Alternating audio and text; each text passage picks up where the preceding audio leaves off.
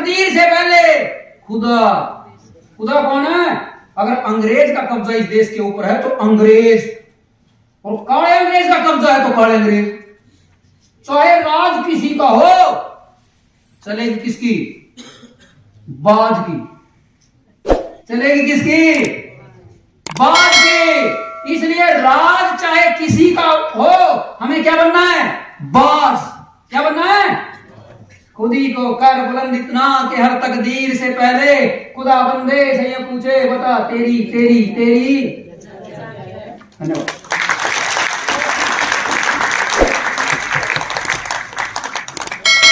बसंत पंचमी भी है और सर छोटूराम जयंती भी है। वैसे तो 26 जनवरी की थी, लेकिन क्योंकि 26 जनवरी की अपनी गरिमा होती है, अलग अलग कार्यक्रम होते हैं, तो जीवन संस्था जो है GJU की, इन्होंने 27 तारीख को इसका आयोजन किया और इसमें VC साहब आए, रजिस्ट्रार साहब आए, इसमें हमारे जो आज के गेस्ट स्पीकर थे, की नोट एड्रेस जिनका था आचार्य जी, वो आए, और उसके अलावा बहुत से लोग यहाँ इस संबंध में थे। और बड़ा अच्छा एक कई लोगों ने अपने बड़े उपयोगी विचार उसके अंदर रखे, और मकसद तो यही होता है कि जो हमारे महान व्यक्ति हुए हैं उनको हम याद रखें, और उनके जो किए हुए काम हैं विशेष तौर पे उनको ज़रा ज़रूर याद करें, और प्रयास करें कि ख़ास तौर पे जो नई पीढ़ी है उसके अंदर उन विचारों का। सरकारी चीज़ है, उन्होंने अपना जो SAP जो है उसमें कुछ वृद्धि दी है, और मुझे तो आज तक कोई साल ऐसा याद नहीं है जब वो वृद्धि दी और उससे किसान संतुष्ट हुआ हो। ये तो मेरा 21 साल का मेरा नौकरी का तजुर्बा है। लेकिन जो आर्थिक स्थिति है किसी भी प्रदेश की, जो आर्थिक अवस्था है, उसको ध्यान में रखते हुए इस तरह के निर्णय लिए जाते हैं। और हाँ, ये है कि हम है विषय नहीं बनता। मैंने तो सिर्फ एक सैद्धांतिक बात की थी, वो ये है कि जो हमारी पंचायती राज संस्थाएं हैं, जिनका अपना एक संवैधानिक दर्जा है, उनको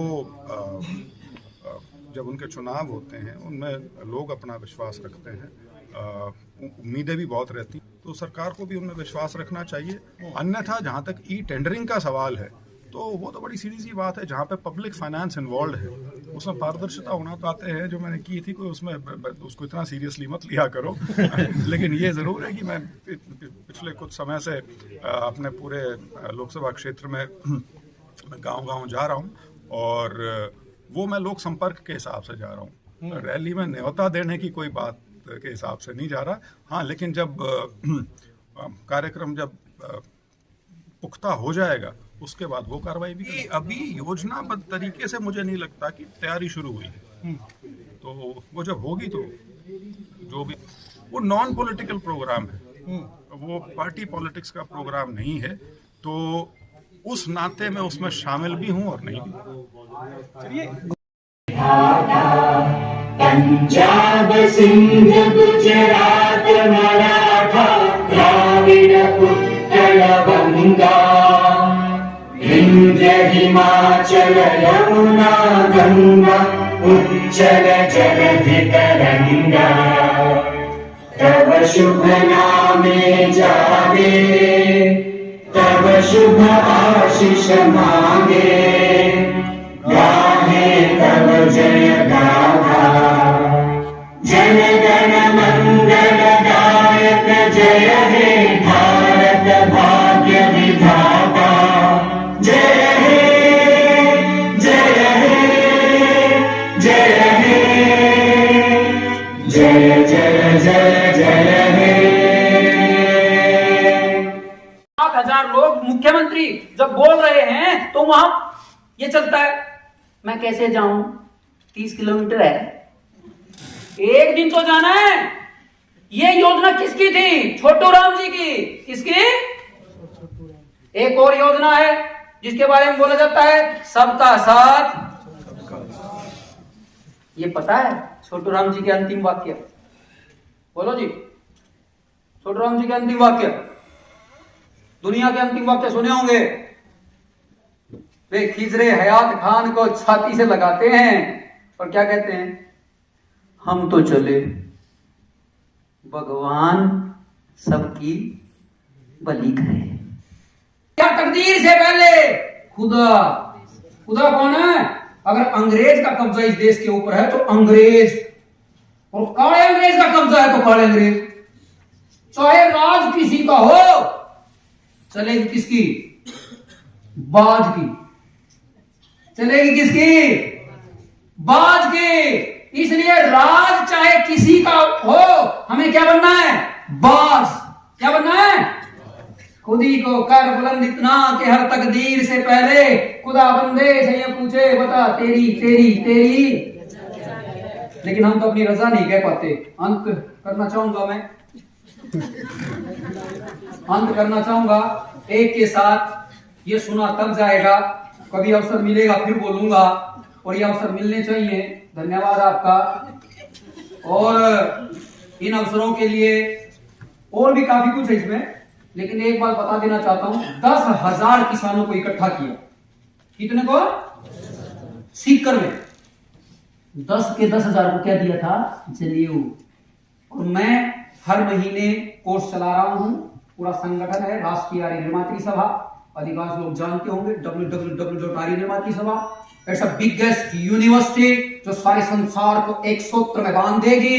ना कोई हिंदू, ना मुसलमान, न ईसाई, न बौद्ध, न जैन, न सिख, केवल सत्यमेव सत्यमेव सत्यमेव। लेकिन यह जानने के लिए आपको देखना पड़ेगा, सत्य को जानो। बैठो तो सही, आप इस यूनिवर्सिटी में बैठे हो, क्या सत्य को जान पा रहे हो कि यूं ही अपना रोजी रोटी कर रहे हो? निर्णय आपको करना है। लेकिन अंत में कहते हैं सूत्र, वो कहता है मिटा दे। क्या कहते हैं? मिटा दे। मिटा दे अपनी हस्ती को अगर कुछ मर्तबा चाहे। मैं किसान का बेटा हूं, छोटराम जी किसान के पुत्र है। मिटा दे अपनी हस्ती को अगर कुछ मर्तबा चाहे, के दाना खाक में राख में मिलकर ही गुले। राजनेता छोटी चीज नहीं होता। आपके मनों के सारे विकारों को दूर करते हुए यदि सबसे बड़ा कोई पर्सनालिटी डेवलपर होता है तो वो राजनेता होता है। यदि सबसे बड़ा आपके भीतर का जो काउंसलर होता है वो राजनेता होता है। नेता का अर्थ नेत्र होता है, जिसको दूर का दिखाई पड़ता है। और छोटू राम जी को 1-2 दिन का नहीं, उनको तो सदियों का दिखाई पड़ता था। आओ हम उनकी नजर से नजर मिलाएं, आओ हम उनकी नजर से नजर मिलाएं और बाज बन जाएं, और बाज बन जाएं। धन्यवाद।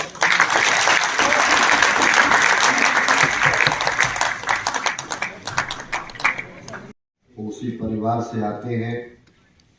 मैं भी चाहूँगा कि मैं अपनी तरफ से पूरे दोनों विश्वविद्यालयों के परिवारों की तरफ से और आप सब की तरफ से माननीय मुख्य अतिथि श्री वीरेंद्र सिंह जी का हार्दिक स्वागत करता हूँ, वंदन करता हूँ। और आप तालियों से कर देंगे। निश्चित रूप से जब उनसे कभी भी मेरी बात हुई है तो वो झलक लगती है कि आप अलग क्यों होते हैं। वो जो संस्कार, वो जो गुण आपके अंदर पीढ़ी दर पीढ़ी चलते ही हैं, और वो सीरियसनेस मैंने आदरणीय श्री वीरेंद्र सिंह जी के साथ जितने बार भी मेरा संपर्क हुआ देखी है, वो आज इस समारोह में उपस्थित है। मैं आपका सभी की तरफ से हार्दिक अभिनंदन करता हूँ, स्वागत करता हूँ। मंच पर विराजमान आज के मुख्य वक्ता आचार्य अशोक पाल जी, विश्वविद्यालय के कुल सचिव doctor Vinesh, doctor BS Khatkar ji, OP Saiman ji, Yashpal ji, Vikas ji, SP Chalia ji, doctor Panu, mister Dalal, Disambar Lal ji और सभी हमारे जिन लोगों ने गीत भी प्रस्तुत किया, और बुज्जन भाइयों भगिनियों, आपका स्वागत। बहुत बड़ा भाषण नहीं दूंगा, लेकिन एक बात जरूर कहूंगा कि जितने भी महापुरुष हुए हैं उनके जन्मदिन उनको याद इसीलिए किया जाता है कि यदि हम अपने हो गए, हम किसी बाह्य दबाव से आत्म अहंकार में अपने मार्ग से भटक गए हैं, तो हमें उनके द्वारा किए हुए उन उच्च कार्यों को याद करते हुए उस मार्ग पर आना चाहिए कि जो वास्तव में कह देने से समरसता नहीं होती। कह देने से कि हम सबके विकास के लिए लगे हैं, ये नहीं होता। वो लगना भी चाहिए, वो आपके जीवन का हिस्सा भी होगा।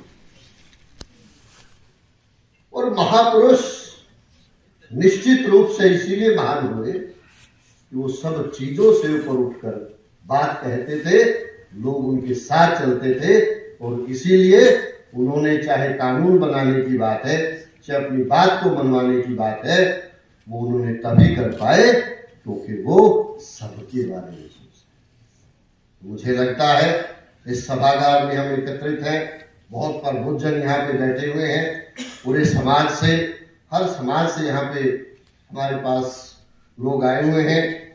बातें कही गई, निश्चित रूप से मैं ये जरूर चाहूंगा कि सर छोटू राम जी, क्योंकि मैं कृषि विश्वविद्यालय को भी देखता हूँ और किसान परिवार से भी आता हूँ,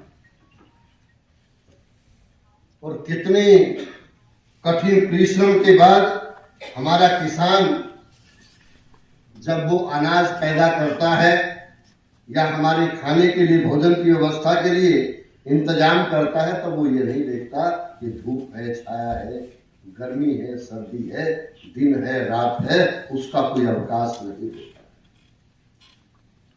वो बीमार होता है, लेकिन पशु का दूध तब भी निकालना पड़ता है, क्योंकि वो आवश्यक प्रक्रिया है, वो करना ही करना है। हम शादी नहीं छोड़ते, वो 3 बजे चलकर शादी अटेंड करके सभी जितने भी सामाजिक दायित्व हैं उनको निभाने के बाद भी शाम को उनको पूरा करता है। कारण क्या है?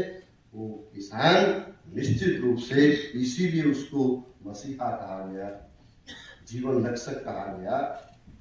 लेकिन उस जीवन के लिए जो कठिनाइयां थी, वो सर छोटू राम जी ने देखा कि जितने का अनाज भी पैदा नहीं होता था, उससे कहीं ज्यादा अंग्रेजों के समय में उसको टैक्स देना, उस कुप्रथा से बाहर लेके आना।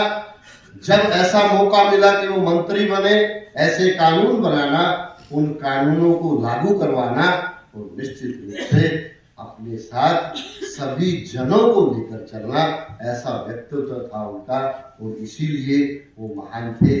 मैं चाहूंगा कि हम ऐसे महापुरुषों से शिक्षा लेते हुए अपने जीवन में भी कुछ प्रकाश लेकर आए, आत्मावलोकन जरूर करें, और आत्मावलोकन करते हुए ऐसे कार्य करें जिससे हमारे समाज का, हमारे प्रदेश का, हमारे राष्ट्र का नाम भी ऊंचा हो, और इस प्रगति में हम भी अपनी आहुति दे सके, और हम भी कह सके कि हमने छोटू राम जी की जयंती पर आज ये सीखा था, और आज तो बसंत पंचमी भी आगमन है। वो आगमन है कि अब जो भी झूठे पत्ते हैं, सूखे पत्ते हैं, वो आज नई दशा के अंदर आएंगे, एक खुशहाली का संदेश लेके आएंगे। फसल की बढ़वार होगी, सरसों में फलियां आएंगी, चने के अंदर फल आएगा, यानी कि जितनी भी फसलें हैं, फूल पौधे, वो भी फूलों से लग जाएंगे, उसके बाद उसमें फल आएंगे। ऐसी ये दिन है, इस शुभ दिन पर हमारा जीवन भी इसी प्रकार से फलदार होगा, दूसरों के लिए लाभकारी होगा, इस सोच के साथ हम जाएंगे। बहुत बहुत धन्यवाद। जय हिंद। आयोजकों के प्रति आभार, आपने मुझे मौका दिया, धन्यवाद। जय हिंद, जय भारत। धन्यवाद भाई संत, आपने बड़े अच्छे तरीके से बसंत पंचमी के बारे में और महान आत्मा के बारे में विचार रखे। अब हम निमंत्रण करते हैं हमारे आज के मुख्य अतिथि Shri Jitendra Tomar, IAS and MP Lok Sabha Hisar, जिनका सारा परिवार राजनीतिक रूप से जनता की सेवा में हमेशा तत्पर रहता है, वो आए और प्रोग्राम के बारे में अपने विचार।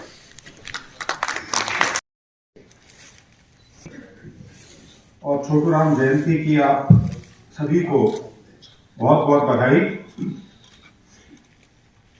आदर से सम्मान के प्रोफेसर B.R. कंबोज जी, वाइस चांसलर GJU और चौधरी चरण सिंह हिसार एग्रीकल्चर यूनिवर्सिटी, हमारे आज के कीनोट स्पीकर आचार्य अशोक पाल जी, महासभा हिसार, उपस्थित सभी जीवन के मेंबर्स, स्टाफ, फैकल्टी, स्टूडेंट्स, सभी सम्मानित अतिथिगण और जो जर्नलिस्ट यहां आए हैं, आप सभी का मैं आभार व्यक्त करना चाहता हूं और खास तौर पे GJU जीवन का, जिन्होंने मुझे आज इस मौके पर यहां पर बतौर मुख्य अतिथि आमंत्रित किया। आपका बहुत बहुत आभार। वैसे मुझसे पहले काफी वक्ता बोल चुके हैं और उसके साथ साथ एक बहुत अच्छे गीत के माध्यम से सर छोटू राम का जो जीवन चरित्र है उसकी तो पूरी तस्वीर आपके सामने खींची जा चुकी है। और फिर आचार्य जी का जो संबोधन था, जो उसके अंदर पैशन था, जो आग थी कुछ कर गुजरने की और कुछ करवाने की, उसके बाद अब मैं अलग क्या बोल सकता हूं, मैं बैठ के यही सोच रहा था। तो मैं अगर शुरुआत करूं, चालिया जी ने अपने संबोधन में एक बात कही थी कि हमें किसी भी प्रकार के इस तरह के आयोजन को किसी एक समूह से या किसी एक वर्ग तक सीमित नहीं रखना चाहिए। आज से करीब 30 साल, 30 तो नहीं, 23 साल पहले मेरी पहली पोस्टिंग थी। मैं SDM नारनौल था और इसी तरह से महापुरुषों की जो जयंतियां आती हैं उन पर जाने का अवसर मिलता था। तो एक दिन मैंने शाम को फोन किया अपने पिताजी को और मैंने बड़ा सीधा सा सवाल पूछा। मैंने कहा कि ऐसा क्यों है कि ये सारी जितनी महान विभूतियां हुई हैं, इनकी जो जयंतियां हैं वो समाज के वर्ग विशेष द्वारा मनाई जाती है। मैंने कहा अगर इतनी महान विभूतियां हैं तो उनको याद क्यों, सब मिलकर याद क्यों नहीं रख सकते? तो मैं उनका जवाब आज तक नहीं भूलता। मतलब मैं ज्यादा उसको सुसंस्कृत भाषा में नहीं कहूंगा, क्योंकि घर में जो लहजा है वो हरियाणवी है, इसमें बात होती है। उन्होंने कहा हम भी याद रखेंगे तो दूसरे सामाजिक व्यवस्था हमारी ऐसी है, कभी बुलवा देंगे। तो किसी ना किसी का बीड़ा उठाना पड़ता है ताकि जो महान व्यक्ति जिसने अपने जीवन काल में समाज को इतना कुछ दिया हो, उसका नाम और उसका काम आगे के लिए, सदा के लिए बढ़ाया जा सके और हम उसे भूल ना जाएं। लेकिन मैं बिल्कुल सहमत हूं इस बात से कि जो भी महान व्यक्तित्व होता है वो सभी का होता है और ये भी एक तरीका होता है उसकी पहुंच को बांधने का। एक जाति तक सीमित कर दो उसको, एक वर्ग तक सीमित कर दो, ये तो इनका नेता है। कोई पूछने वाला हो जो सर छोटू राम के जो कानून है वो कौन से एक वर्ग के, कौन सी एक जाति से संबंधित? तो सारा का सारा उनका जीवन जो था और उसके अंदर जो उस जीवन को जो उसका जो सारांश जो निकलता है वो सारा उन कानूनों से निकलता है जो 1937 से लेकर और 1945 में उनका देहांत हुआ उस 8-9 साल के दौरान किए गए। और उनमें निरंतर एक चीज आप पाएंगे कि वो सारे के सारे जो कानून हैं वो कमेरा वर्ग जो है, जो आप उसे किसान की संज्ञा दे लें, आप उसे गरीब की संज्ञा दे लें, आप उसे मजदूर की संज्ञा दे लें, वो सभी के सभी कानून उनके लिए हैं, किसी एक वर्ग के लिए नहीं।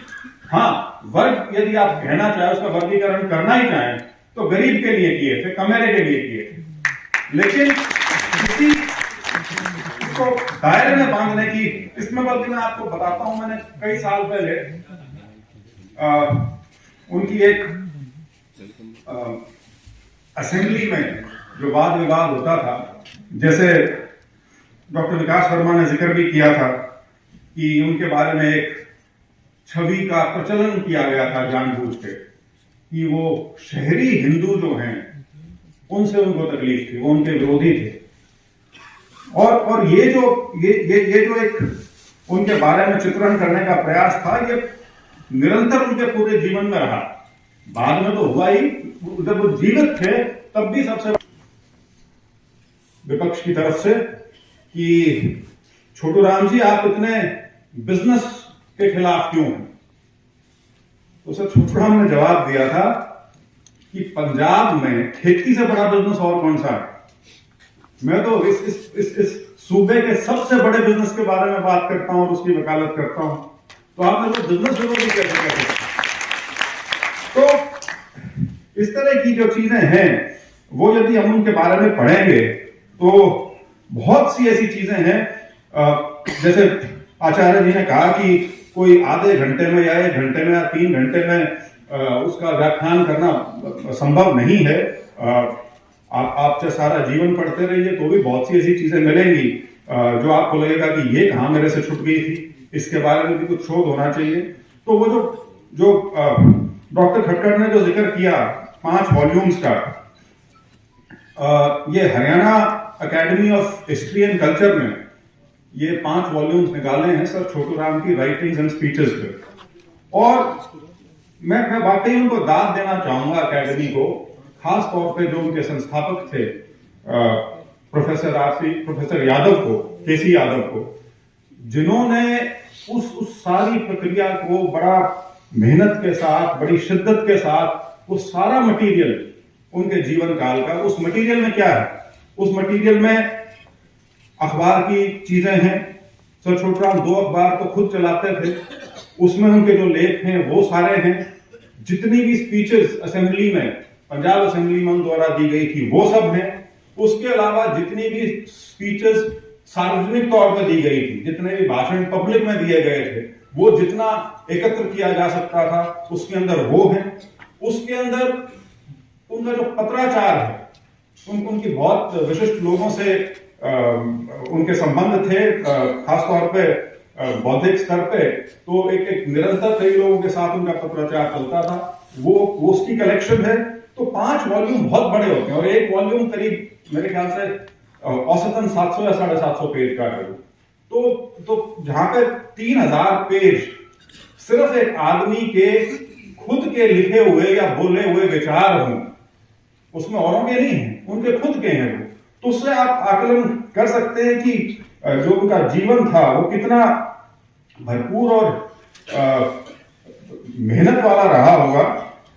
तो ये जो 5 वॉल्यूम्स हैं, बिल्कुल मैं उनकी बात से सहमत हूं कि जितने भी हमारे एजुकेशनल इंस्टीट्यूशंस हैं, खासतौर पे हायर एजुकेशन वाले, उन सब में तो इसकी प्रति जो है सब हर लाइब्रेरी के अंदर उपलब्ध होनी चाहिए। और मुझे तो ये था कि अब तक हो चुकी होगी, क्योंकि ये तो हरियाणा की अपनी खुद की जो संस्था है, Haryana academy of history and culture, उस द्वारा प्रकाशित किया गया है। लेकिन अगर ऐसा अभी तक नहीं हुआ तो मैं इसमें प्रयास करूंगा कि ये जल्दी से जल्दी इसकी कॉपीज बने और वो सारी यूनिवर्सिटीज में उनको भेजा जा सके। क्योंकि एक चीज बड़ी दिलचस्प है, मैं आपको फिर से अपने निजी उदाहरण से बताऊंगा। जब मैं कॉलेज फर्स्ट ईयर नया ज्वाइन किया था, सेंट स्टीफेंस कॉलेज, आचार्य जी ने जिसका जिक्र किया, तो मैं हमेशा थोड़ा सा अंग्रेजी में डिफिडेंट बोलते हैं, हिंदी में क्या होगा, थोड़ा संकोच करता था। मैं कभी किसी को नहीं बताता था कि मैं कौन हूँ और किस तरह से हूँ। वैसे भी वो कॉलेज ऐसा था, उसमें तो राजीव गांधी का लड़का भी मेरे साथ पढ़ता था, तो मतलब प्रधानमंत्री का जब लड़का पढ़ रहा हो तो आप क्या बोलोगे मैं कौन। तो खैर, लेकिन जो कॉलेज में महीना 1.5 महीना जब हुआ था, तो एनुअल फेस्टिवल जैसे हर कॉलेज में होते हैं, हमारे कॉलेज में भी होता था। थोड़ी सी चीज ये है कि हमारे कॉलेज में बाहर वालों को नहीं आने देते, कॉलेज का इन हाउस होता था। तो उसमें क्विज चल रही थी, तो मैं जाके बैठ गया सुनने के लिए कि क्या सवाल जवाब हो रहे हैं, कौन जीतेगा। तो उसमें एक सवाल पूछा गया कि ये बताइए कि सेंट स्टीफेंस कॉलेज का इकलौता व्यक्ति कौन है जिसको नाइटहुड मिला हो। नाइट होता है सर का खिताब। मैं अपना सर खुजाने लग गया। मैंने कहा ये तो बहुत बड़ा और बहुत पुराना कॉलेज है और यहाँ तो खास तौर पर उत्तरी भारत का सारा रूस भू पड़ता है और इसमें सिर्फ एक आदमी को इस सर की उपाधि मिली थी। मैंने कहा एक को तो मैं जानू, बाकी हमको पता नहीं। तो खैर उसका जवाब किसी के पास नहीं था, जो टीम्स जो थी। तो फिर वो सवाल ओपन किया गया, भाई तो ऑडियंस में से कोई बताए। तो मैंने हाथ खड़ा किया, मैंने कहा जी मेरे को तो एक का पता है, मेरे को ये नहीं पता वो इकलौते हैं या नहीं, लेकिन सर छोटू राम। तो और वो सही आंसर था। तो उस दिन मुझे एहसास हुआ कि एक ऐसे समय में जब प्रबुद्ध व्यक्तियों का ही शासन में हिस्सा होता था, उस व्यवस्था में एक ऐसा व्यक्ति जो ग्रामीण अंचल नहीं बिल्कुल सही ग्राम से उठ के और वहां तक पहुंचा हो जहां उसे सर की उपाधि मिली हो, उस जमाने में वो एक कितनी बड़ी उपलब्धि थी। हालांकि मैं इन चीजों को उपलब्धियां नहीं मानता। सर का खिताब हो गया, रैदर आजम का हो गया, दीन बंधु का हो गया, ये लोग अपने अपने हिसाब से देते हैं। कोई अपने स्नेह की वजह से देता है, कोई इस हिसाब से देता है कि इस व्यक्ति ने राजनीतिक तौर पे हमें कितना आगे बढ़ाने का काम किया है। अंग्रेजों ने जो किया था वो उनकी सेवाएं थी, खास तौर पे जो मिलिट्री में उन्होंने लोगों को भर्ती करवाने का काम पूरे उस क्षेत्र में किया था। तो उस तरह की वो चीजें हैं। लेकिन ये आपको ये जरूर दर्शाता है कि उस व्यक्तित्व को समझने के लिए कोई एक बिंदु नहीं है जहां से आप शुरू करके और उसको खत्म कर सकते हैं। मैंने उनके बारे में बहुत पढ़ा और खासतौर पे क्यों मुझे सौभाग्य भी रहा कि मैं कई साल अपनी दादी जी सर छोटराम की कोई बेटा नहीं था, सिर्फ उनकी 2 बेटियां थी। एक जो मेरी दादी जी थी और दूसरी उनकी छोटी बहन। और छोटी बहन जो थी वो बहुत जन्म से ही अंधी हो गई थी और लेकिन उन्होंने अपना सामाजिक कर्तव्य का निर्वहन यहाँ तक किया कि उनका ब्याह करवाया। भेजी नहीं कभी, वो एक अलग बात है। तो सदैव वो मेरी दादी के साथ ही रही। तो बहुत सी कहानियां मेरे को वहां से सुनने को भी मिलती थी। तो लेकिन उनके बारे में जो मैंने पढ़ा और जो समझने की मैंने कोशिश की, तो मुझे ये लगा कि इतने बड़े जीवन को यदि मैं समेटूं 2-4 चीजों में, 2-4 सूत्रों में, तो वो है एक और सर्वप्रथम एजुकेशन, शिक्षा। पहला और सबसे महत्वपूर्ण जो उनकी जिंदगी का जो पिवट था, जिसकी जो धुरी थी, जिसके इर्द गिर्द उन्होंने अपने पूरे जीवन का ताना बाना बनाया, वो एजुकेशन थी। आचार्य जी ने जिक्र किया कि संस्कृत में ग्रेजुएशन की और संस्कृत में ग्रेजुएशन की थी, लेकिन अंग्रेजी के जिस प्रकार से वो ज्ञाता थे और जो उनकी राइटिंग्स हैं, आप उनको पढ़ेंगे तो पता लगेगा कि अंग्रेजी लिखना होता क्या है। क्योंकि मैंने उनके बहुत से अंग्रेजी के चिट्ठियां और वो पढ़ी हैं, बाकी तो मैंने उनके तर्जुमे ही पढ़े हैं, सारे ट्रांसलेशंस, क्योंकि वो उर्दू में भी बहुत लिखते थे। बेचारा जमींदार जो है वो सारा का सारा उर्दू में होता था।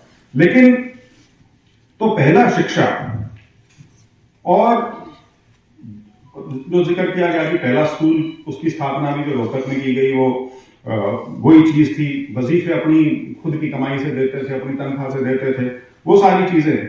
और उसके अलावा बहुत उन्होंने उस समय के जो खास तौर पे जो किसान वर्ग के जो बच्चे थे, जहां पे भी उन्हें किसी में क्षमता दिखाई देती थी, यूं नहीं कि सबके लिए, जिसमें क्षमता दिखाई देती हो, वो खास पेट्रोनेज देते थे उस व्यक्ति को।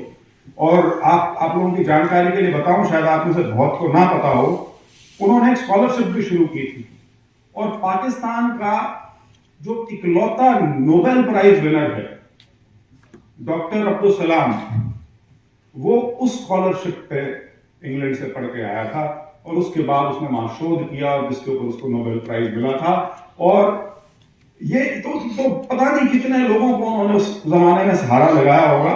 कहने का मतलब ये कि पहली धुरी एजुकेशन, दूसरा आर्य समाज। आर्य समाज वो उनका जीवन था सारा का सारा।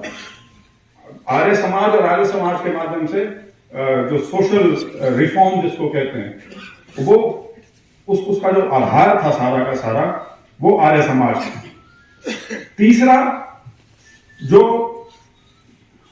आर्थिक रूप से जो किसान को स्वावलंबी बनाने की बात थी, उसे मजबूती देने की बात थी, जो एग्रेरियन रिफॉर्म्स वो लेके आए, और इसमें दो चीजें थी। ये जो उनका जो आर्थिक दृष्टि वाला पहलू है, एक तो इकोनॉमिक रिफॉर्म्स, खासतौर पे एग्रेरियन रिफॉर्म्स, और दूसरा उसके साथ आर्म्ड फोर्सेस। ये सारा बड़ा गरीब इलाका होता था, आप किसी गलतफहमी में ना रहें। जो आज की आप प्रॉस्पेरिटी पंजाब में देखते हैं, ये पहले नहीं था। खासतौर पे हरियाणा वाली साइड तो बड़ी बंजर टाइप सा इलाका होता था। ये पैडी और ये जो बीट की जो आप खेत खलिहान जो देखते हो सारे के सारे, ये तो बाद में ग्रीन रेवोल्यूशन की देन है। उससे पहले तो बड़ी दयनीय स्थिति थी, और उनके ज्यादातर जो आर्टिकल्स हैं वो इस स्थिति के ऊपर ही हैं। और उस स्थिति के लिए सिर्फ वो व्यवस्था को दोष नहीं देते, वो किसान को भी दोष देते हैं। किसान जिस सामाजिक व्यवस्था को में पनप रहा है और उसको आगे बढ़ा रहा है, वो उसको भी दोष देते थे। वो बड़ा और बड़ी कड़ी भाषा का इस्तेमाल करते थे। उस भाषा के मतलब आयाम ऐसे होते थे कि आपको ऐसा लगता था कई बार बेइज्जती करने लग रहा है, लेकिन वो सही मायने में बेइज्जती कर रहे होते थे, क्योंकि वो उकसाने का मकसद था कि तुम समझ जाओ, तुम जाग जाओ, अपनी दशा समझो। जो ये सुपरस्टिशन को हिंदी में क्या बोलते हैं, अंधविश्वास उनका एक बहुत बड़ा, मैं हैरान था कि उन्होंने अंधविश्वास के बारे में बहुत कुछ लिखा हुआ है कि किस प्रकार से पूरा किसान वर्ग जो है, खासतौर पर हमारी महिलाएं जो हैं ग्रामीण अंचल की, वो किस प्रकार से अंधविश्वास में ग्रस्त रहती हैं। आधा जीवन तो उसमें निकाल देते हैं वो। तो इसलिए मैंने कहा कि पहला शिक्षा, दूसरा आर्य समाज, और तीसरा economic reforms through economic progress through agrarian reforms and going to armed forces. Armed forces वो एक कहने की बात अलग होती है कि कुछ कौमें मार्शल कौम होती हैं, लड़ाकू कौम होती हैं, लेकिन एक पूरे समाज को प्रेरित करना कि अपने बच्चों को तुम फौज में भेजो। फौज में भेजने का मतलब क्या है? लड़ाई के लिए भेज रहे हो, मतलब ये कल को उसके वापस ना आने की संभावना भी है। उसके बावजूद इतनी भारी संख्या में वर्ल्ड वॉर में जो जो जो जिस प्रकार से इस क्षेत्र के बच्चे गए, वही ट्रेडिशन है जो आज तक चल रही है। ये आज के दिन भी जो हम बड़ी छाती चौड़ी करके कहते हैं ना कि हिंदुस्तान की फौज का हर 10वां बच्चा जो है वो हरियाणा से है, ये तब की देन है, ये तब सिलसिला शुरू हुआ है। और इसके बड़े वो अंग्रेजी में स्पिन ऑफ इफेक्ट्स बोलते हैं कि कोई चीज आपने शुरू करी तो उसका असर कहां पड़ा। उसका स्पिन ऑफ इफेक्ट क्या क्या था?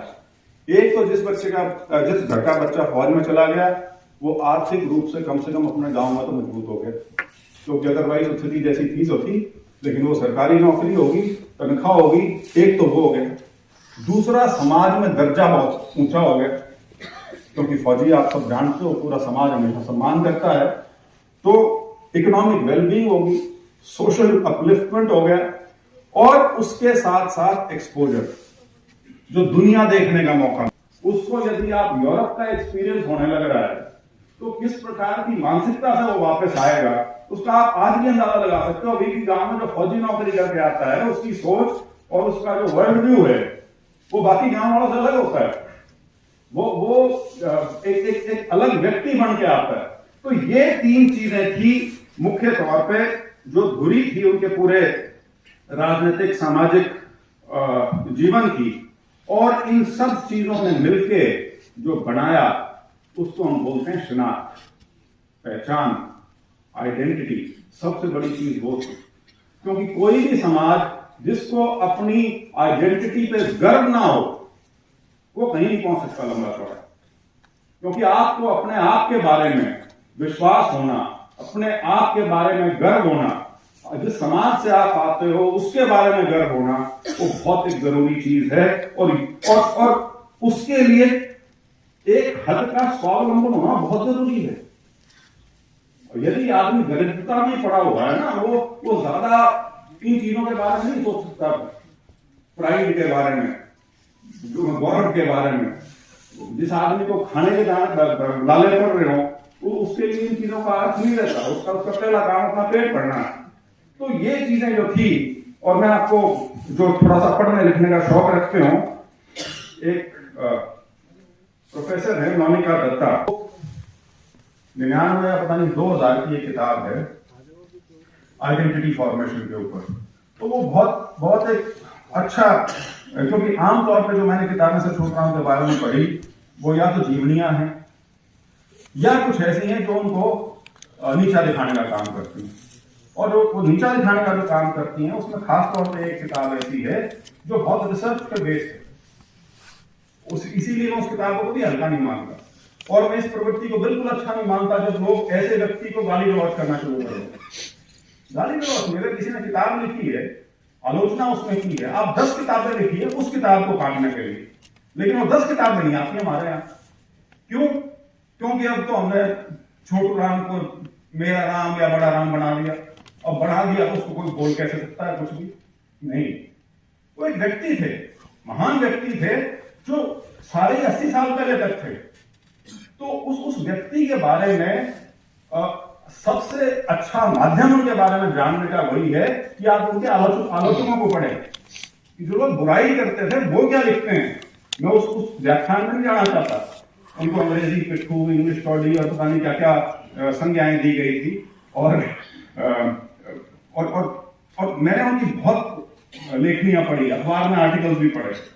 मुझे अभी भी याद है एक बड़ा तीखा आर्टिकल लिखा गया था जब मुस्लिम लीग पंजाब में घुसना शुरू हुई, जिसका बहुत भारी विरोध जो था सब छोटूराम और यूनियनिस्ट पार्टी करते थे, लेकिन उसके बावजूद भी वो घुसना शुरू हो चुकी थी उस समय।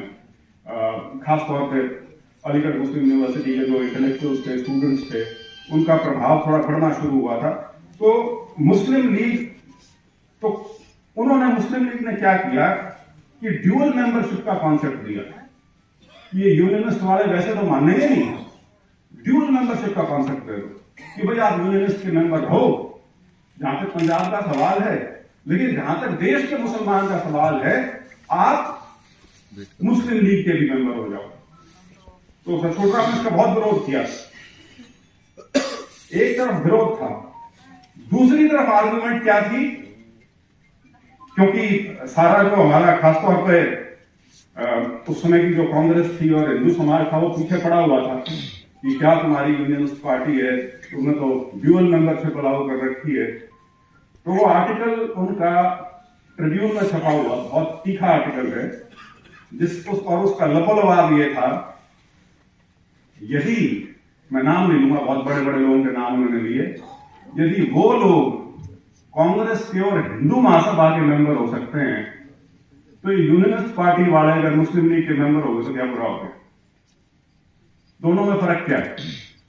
तो बहुत बहुत बहुत बड़ी सोच और बहुत गहन की बातें हैं।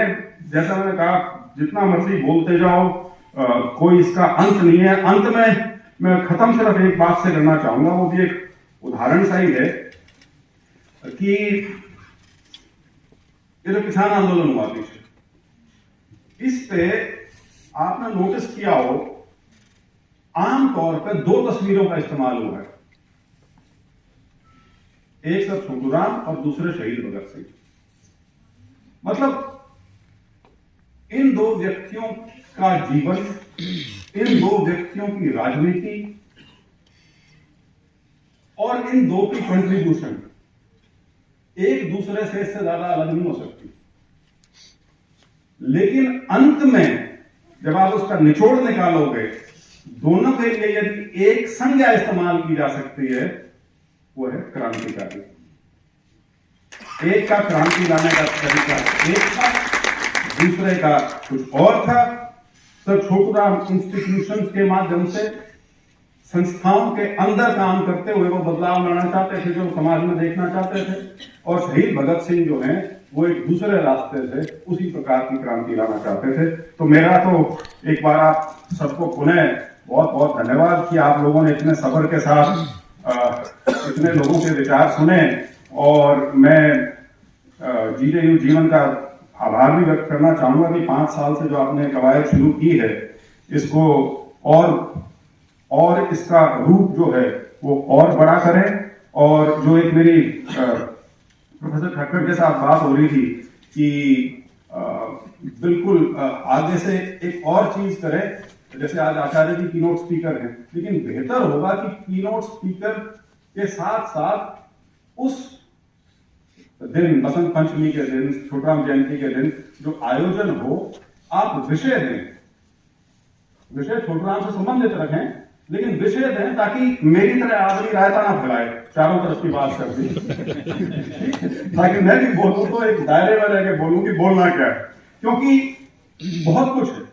अभी मैं पीछे वहां गया था, ये आपका मुरथल वाली जो यूनिवर्सिटी डी क्रस्ट, तो डी क्रस्ट में मैं सोच के गया हूं, उन्होंने विषय कोई नहीं दिया कि मैं बोलूंगा सर छोटूराम और महात्मा गांधी के ऊपर, क्योंकि हमारे यहां इन दोनों को एक साथ मिला के देखने का ख्याल भी किसी को नहीं आता। और मैंने आज से कोई 10-12 साल पहले सर छोटूराम की एक बहुत छोटी 12-15 पेज की एक चिट्ठी है, एक शायद वो रोहतक डीसी होते थे, अंग्रेज थे, उसके बाद वो वापस विलायत चले गए थे, तो उनके साथ उनकी बहुत चिट्ठियां हैं अलग अलग विषयों पे। तो वो एक चिट्ठी थी जिसमें उसने पूछा होगा कि आपके गांधी के बारे में क्या विचार है। और ये बताऊं, ये चिट्ठी 1923 की है, ये चिट्ठी 1935, 1937, 1940 की नहीं है, 1923 की है। 1923 का मतलब ये कि उनका कांग्रेस थोड़े सारा ही 1.5-2 साल हुआ था, और कांग्रेस उन्होंने नॉन कॉर्पोरेशन मूवमेंट के मुद्दे पर छोड़ दी थी कि मेरा किसान जो पहले ही मरा हुआ है, अगर मैं आपके नॉन कॉर्पोरेशन में उसको डाल दूंगा और उसके बाद जो सरकार का डंडा उसके ऊपर चलेगा तो पहले ही टूटा हुआ तो बिल्कुल टूट जाएगा। तो इस मुद्दे पे उन्होंने, अदरवाइज वो रोहतक जिले के कांग्रेस के पहले अध्यक्ष थे उस टाइम के, 1919 या 20 की बात है जब वो कांग्रेस के पहले अध्यक्ष बने थे। तो वो 1923 में व्यवहारिक बात करी जाए तो उनके मन में कितनी तलखी रही होगी कांग्रेस के प्रति और महात्मा गांधी के प्रति। लेकिन वो चिट्ठी आप जो पढ़ेंगे, जो उसमें उन्होंने महात्मा गांधी के बारे में लिखा है, मैं उसके विस्तार में नहीं जाऊंगा, तब आपको पता लगेगा महान व्यक्तित्व कहते किसको। हम अपनी सोच को छोटा कर लेते हैं, हम अपने हिसाब से उस आदमी का दर्जा छोटा कर लेते हैं, लेकिन उस व्यक्ति की क्या सोच थी उसको जब आप पढ़ेंगे तो आप ये पाएंगे कि कई बार हम तो कितने उत्तेजित हो रहे होते हैं, लेकिन उससे असलियत में उस व्यक्ति का, उसके बारे में जो विचार है वो तो कुछ और ही। बल्कि उन्होंने जब उसकी राजनीति वगैरह की बात करी तो उन्होंने कहा कि गांधी जी की बहुत चीजें हैं जिससे मैं बिल्कुल सहमत नहीं हूं। इनफैक्ट इंग्लिश का फ्रेज, इंग्लिश में चिट्ठी है, I am violently oppose. Violently का ये मतलब नहीं घुसेला हाथ मार दूंगा, लेकिन मतलब मैं बिल्कुल क्या घुर विरोधी हूं उनकी इन 2-3 चीजों का।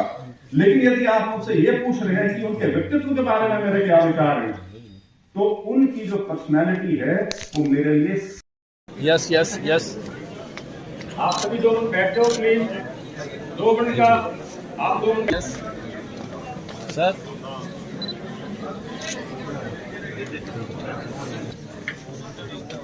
साथ में सर आप yes thank you.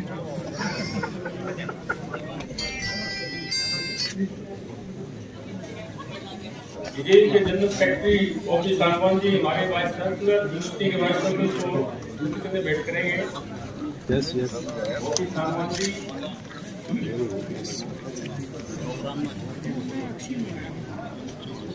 Yes Devendra Singh vote of thanks के लिए डॉक्टर सुमित को स्टेज बुलाता हूं।